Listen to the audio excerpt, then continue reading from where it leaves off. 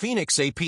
President Donald Trump's senior aides and allies criticized Ukrainian leader Volodymyr Zelenskyy from Washington as he attended a European summit Sunday in London to rally international support for his military's fight against the Russian invasion. Following Trump's lead, White House officials and Republicans in Congress used news show appearances to demand that Zelenskyy display more gratitude for U.S. support and an openness to potential war-ending concessions to Russian President Vladimir Putin. Some suggested Zelenskyy should consider resigning, even as Ukrainians rally around him.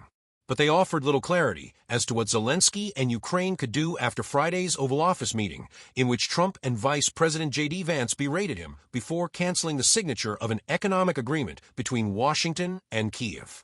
The dispute leaves the future of that relationship in question, as well as the prospects for ending a conflict that began when the Kremlin invaded in February 2022. White House National Security Advisor Mike Waltz, who while in Congress went to Ukraine during the first year of the war to meet Zelenskyy and once compared him to wartime British Prime Minister Winston Churchill, said Zelenskyy's behavior at the White House was incredibly disrespectful. Asked about that Churchill-Zelenskyy comparison, Waltz noted that Churchill was voted out of office in the final months of World War II. Churchill was a man for a moment, but he did not then transition England into the next phase, Waltz said. And it's unclear whether President Zelenskyy, particularly after what we saw Friday, is ready to transition to Ukraine to an end to this war and to negotiate and have to compromise.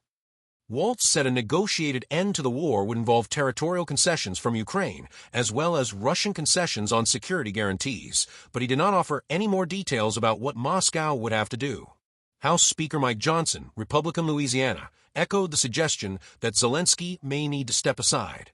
Either he needs to come to his senses and come back to the table in gratitude, or someone else needs to lead the country to do that, Johnson said.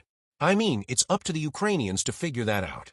But I can tell you that we are re-exerting peace through STR. Trump's Director of National Intelligence, Tulsi Gabbard, said the contentious meeting has led to a huge rift in the relationship, and she took issue with Zelenskyy telling Fox News afterward that he did not think he did anything wrong.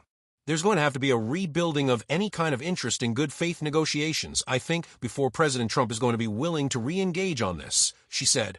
The coordinated campaign of pressure from Washington played out as Zelenskyy and European leaders came to terms with Trump's overhaul of U.S. foreign policy. British Prime Minister Keir Starmer said the United Kingdom would use £1.6 billion, $2 billion, in export financing to supply 5,000 air defense missiles for Ukraine. Support for Zelenskyy among congressional Republicans has been scant after the Oval Office meeting.